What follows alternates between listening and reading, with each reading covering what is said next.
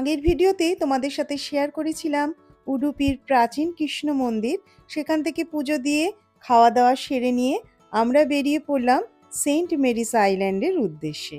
আমরা পৌঁছে গেলাম মালপে বিচে। সেখান থেকে টিকিট কেটে আমরা চলে যাব আরব সাগরের মধ্যে দিয়ে সেন্ট মেরিস আইল্যান্ডে। আমরা যখন পৌঁছেছিলাম প্রচণ্ড চড়া রোদ ছিল, একটু বেলা হয়ে গেছিল। এই জন্য এখানে আসলে ছাতা, টুপি, সানগ্লাস এগুলো ক্যারি করা ভীষণ দরকার।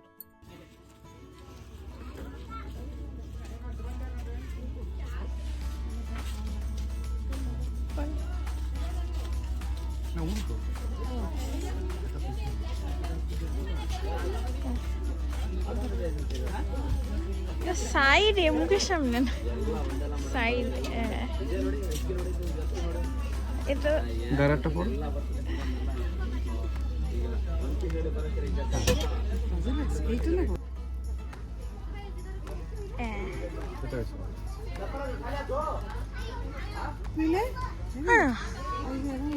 না না আমি কি আমার ছাতা সানগ্লাস কিনবে ছিল ওখানে, এখানেও আছে। মোটামুটি এইটা দেখা তো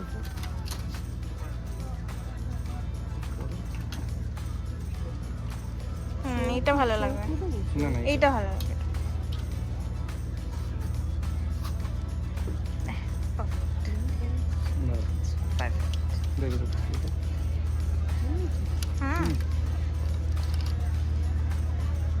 এখন এখান থেকে বোটে যাওয়ার জন্য টিকিট কাটতে হবে। টিকিটের মূল্য হচ্ছে এক একজনের 300 টাকা করে। এই আইল্যান্ডে কোনো প্লাস্টিকের জিনিস নিয়ে যেতে দেয় না এবং টিকিট কাটার সময় ওরা ওখান থেকে সেটা আমাদের বলে দিল। আমরা এখন এখানে ওয়েট করছি, বোট এখনো আসেনি, আসলে তারপরে উঠবো। দূরে দেখো কি সুন্দর ছোট ছোট ফিশিং বোটগুলো যাচ্ছে, দেখতে ভীষণ ভালো লাগছে। আমরা এখন বোটে উঠে পড়েছি। আধ ঘন্টা থেকে 40 মিনিটের মধ্যে আমরা পৌঁছে যাব সেন্ট মেরিস আইল্যান্ড। বোটে যতজন আছে প্রত্যেককেই লাইফ জ্যাকেট পরতে হয়েছে। বোট রাইডটা ভীষণ ভালো লাগছিল, চারিদিকে সুন্দর দৃশ্য, নারকেল গাছ দিয়ে ঘেরা, আর বোটের মধ্যে সুন্দর সুন্দর মিউজিক চালাচ্ছিল। সবাই মিলে খুব আনন্দ করতে করতে আমরা চলেছি এখন।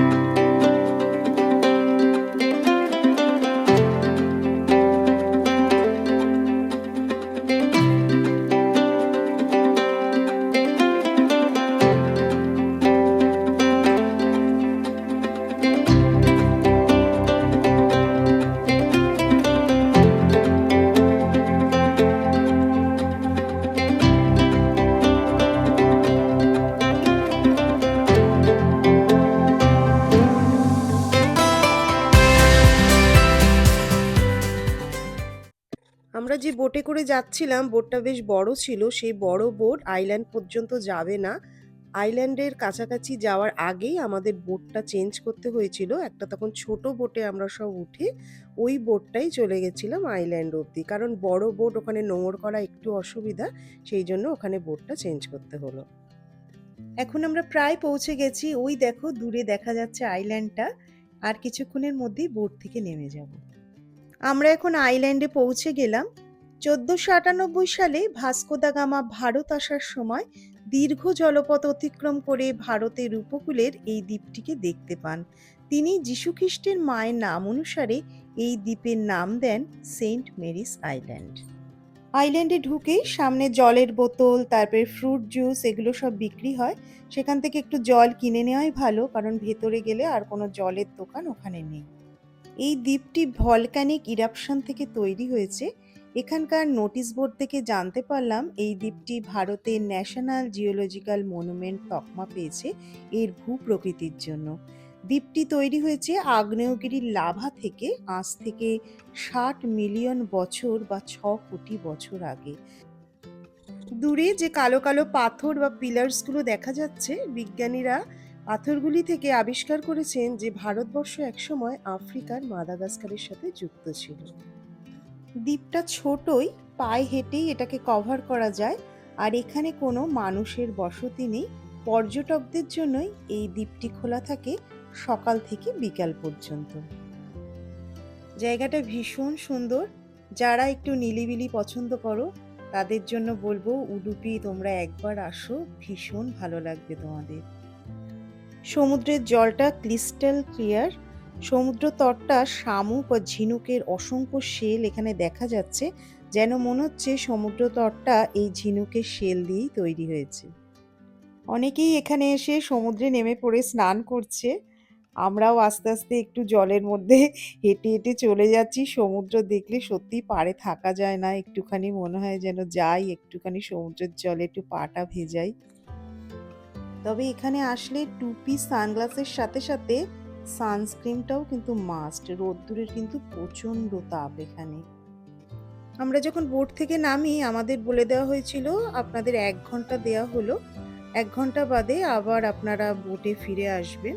তো আমাদের মোটামুটি এই কভার করতে আইল্যান্ডটাকে প্রায় ১ ঘন্টাই লেগে গেছিল। ফিরে যেতে একদমই ইচ্ছা করছিল না, এত সুন্দর মনে হচ্ছিল আরও কিছুক্ষণ এখানে থাকি। প্রচুর ছবি তুলেছি, ভীষণ এনজয় করেছি। এই জায়গাটায় আসলে তোমরা কিছুটা কেরালা বা গোয়ার ভাইবস পাবে, তবে যারা একটু নির্জন নিরালা পছন্দ করো তাদের জন্য এই জায়গাটা বেস্ট। এবার আমরা বোটের দিকে ফিরে যাচ্ছি। আর বোটের থেকে যে টিকিট কেটে আমরা উঠেছিলাম সেই টিকিটগুলো কিন্তু এরা হারাতে বারণ করেছিল, কারণ এখানে অনেক জায়গা থেকেই বোট আসে এবং টিকিটের এক একটা বোটের এক একটা কালার হয়। সেই কালার দেখেই কিন্তু আবার বোটে ওঠার সময় ওরা টিকিটের কালারগুলো দেখতে চায়। সেই জন্য টিকিটগুলো খুব যত্ন করে সাবধানে রেখে দিতে হবে, কারণ বোটে ওঠার সময় ওটা আবার কাজে লাগবে। পিকলিকে দেখে মনে হচ্ছে ওর একদমই যাওয়ার ইচ্ছে নেই। এখনো দেখো এই পাথরগুলোর ওপর দিয়ে কিরকম হেঁটে বেড়াচ্ছে। এখন আবারও বোটে করে ফিরে যাচ্ছি। এখন আমরা যাব হচ্ছে মালপে বিচে। এখন মালপে বিচে পৌঁছে গেলাম। মালপে বিচটা ভীষণ সুন্দর। এখন অনেকটাই বিকেল হয়ে গেছে আর একটু বাদেই সানসেট হবে, তো আমরা বেসিক্যালি মালপে বিচে সানসেটটা এনজয় করব। আর জল দেখে আর দাঁড়াতে পারিনি, দুজনে মিলে তাড়াতাড়ি করে জলে নেমে পড়েছি। অর্ধেক পুরো প্রায় ভিজেই গেছি। জলটা এত পরিষ্কার, নিচের বালিটা অবধি দেখা যাচ্ছে। আর আমি আর পিকলি তো ভীষণ এনজয় করছি। বিচে সুন্দর একটা রেস্টুরেন্ট ছিল, আমরা ওখানে চলে গেলাম, কারণ মন্দিরে পুজো দেওয়ার পর আমাদের ওইখানে যে খেয়েছিলাম তারপর আর কিছু খাওয়া হয়নি, তো এখান থেকে টুকটাক কিছু খেয়ে নেব। আমরা নিয়েছিলাম মকটেল, ফিশ তাওয়া ফ্রাই, সাথে নীর ধোসা আর চাউমিন। নীর ধোসাটা কর্ণাটকের ভীষণ ফেমাস, ছেলে রেকমেন্ড করলো, বললো একবার ট্রাই করে দেখো। আমরা এখন মালপে বিচে বসে আছি, এখান থেকে আমরা সানসেট দেখছি, ভীষণ সুন্দর সানসেট হচ্ছে। কিছু বলবি, কেমন ঘুরলি? আমি তো খুবই ভালো ঘুরেছি, তুমি বলো। আমিও ভীষণ ভালো ঘুরেছি, এত সুন্দর ট্রিপ হয়েছে না, এর জন্য স্পেশাল থ্যাঙ্কস দেওয়া উচিত পিকলির একজন বন্ধু, অফিসের বন্ধু এবং তার ওয়াইফ, দুজনে ভীষণভাবে হেল্প করেছে আমাদের। ওদের নাম হচ্ছে শশী আর ওর ওয়াইফ হচ্ছে বৈষ্ণবী। ওরা এত হেল্প করেছে এই ট্যুরটাকে প্ল্যান করার জন্য, তো ওদেরকে সত্যি স্পেশাল থ্যাঙ্কস। এই ব্লগটা যেহেতু বাংলায় হচ্ছে, ওরা তো বাংলাটা বুঝবে না, সেই জন্য ওদের উদ্দেশ্যে বলি, thank you so much, Shashi and Vaishnavi, for helping us to plan this wonderful trip. এখন সানসেটটা এনজয় করব, তোমরাও সঙ্গে থাকো। সত্যিই খুব ভালো লাগলো। এই ৩ দিনের ভ্রমণটা অনেক দিন স্মৃতিতে থেকে যাবে, তবে আবারও আসার ইচ্ছে রইল এখানে। এখন এখান থেকে সানসেট দেখে আমরা হোটেলে ফিরে যাব। কালকে সকালে আমরা ব্যাঙ্গালোর ফিরে যাব। আমার এই উডুপি ম্যাঙ্গালোর ভ্রমণ তোমাদের কেমন লেগেছে কমেন্ট করে অবশ্যই জানিও। আর সবাই অনেক ভালো থেকো, সুস্থ থেকো। তোমাদের সাথে আবার দেখা হবে নতুন কোনো ভিডিও নিয়ে। আজকে এই পর্যন্তই, টাটা।